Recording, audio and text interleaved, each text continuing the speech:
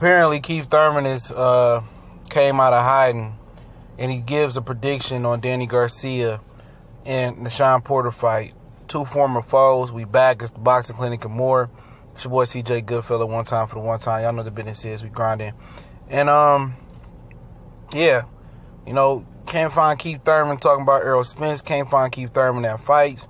He snuck back into the United States, and he been real quiet, trying to melt the weight off. Apparently, he's in the gym working with his coach, Dan Birmingham, and you know, apparently he had time to say his piece on this fight. I would doubt that he would probably show up to this fight, but yeah, he basically kind of broke it down and said Danny hit harder.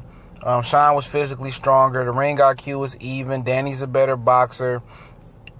You know, he says he said he's not going to overthink this fight. He says he believes that it's going to be either Porter on points or Danny Garcia by knockout. He did say he had to hit, you know, when it came to the chin, he had to throw more powerful shots versus Shawn Porter to keep him off of him. But he also noted that Danny Garcia had power in both hands. All right? And it's good to hear Keith Thurman talking the current state of the welterweight division in boxing again. But rather than hear his opinion on this fight, we'd rather hear him talk about when he gonna come back and fight. You know? We want to hear that. We don't care about that. He ain't been active for 3 years now. Even if he fight once this year, that's not active. He fought once in 16, once in 17, once in 2018. And when Fred from Barbershop Conversation asked Stephen Espinoza about it and asked Keith Thurman to his face about it, they got all defensive, said it's not fair, it's not fair. What's not fair? You know? What's not fair? That we want to see the #1 welterweight rated by Ring Magazine and other media outlets and other YouTube channels as well. When he gonna get back in the ring and fight some competition and keep it going?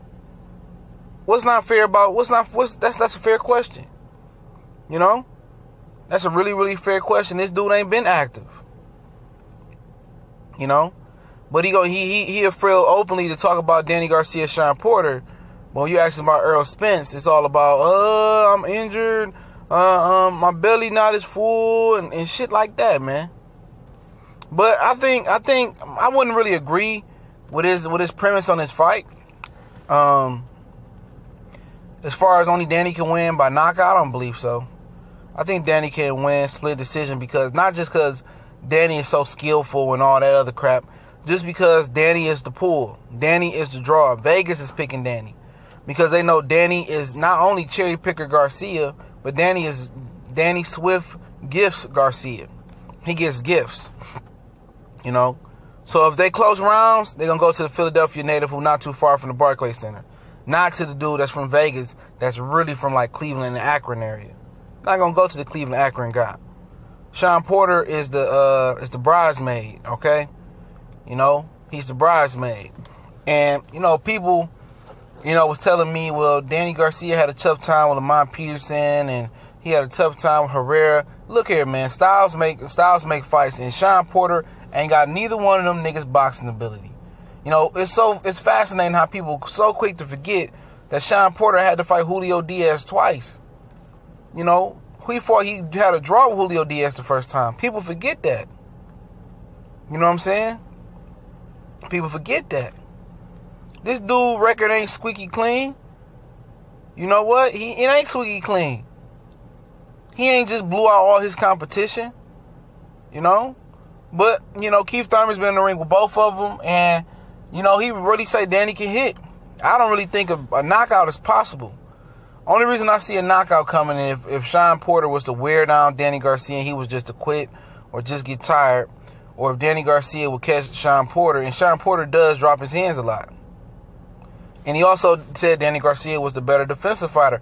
And if you look at his breakdown, a lot of the attributes that they talked about favored Danny Garcia. But, you know, Shawn got that aggression, you know.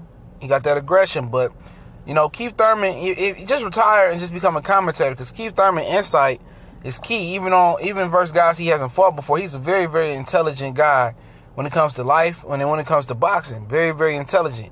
I value his opinion. I value his synopsis, his premise, whatever you want to say. I value it. But at this point, you paid to throw fists, and you part of the reason this division is being held up. And as fans, we sick of that shit, man. You know, and people say, well, these boxers got to wait their turn. Okay, that's fair. You can wait your turn. But when guys are fighting once a year and twice a year, should we really, I mean, shit, waiting your turn could be 2 or 3 years. So who got 2 or 3 years to be waiting for this shit to happen? When in the NBA, you get good games all day. NFL, you get good games all day. If you in the footsie soccer ball, whatever you call that shit, whatever they call that, I hate that sport, but whatever you call it, you get good fucking soccer matches all year round. You get baseball, you get all these good matchups.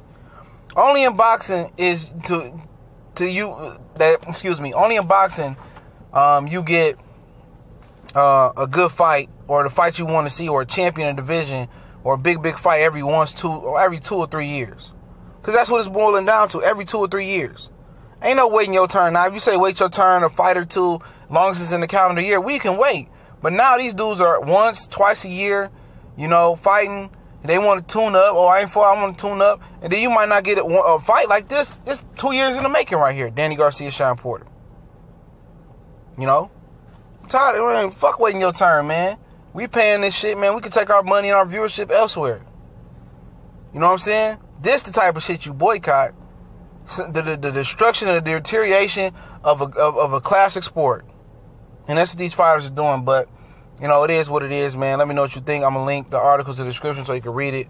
What Keith Thurman gave the matchup. Also, if you want to watch this fight, you want to stream it, the Boycott Group, streaming group / classical fight streaming group. We stream classical fights in there.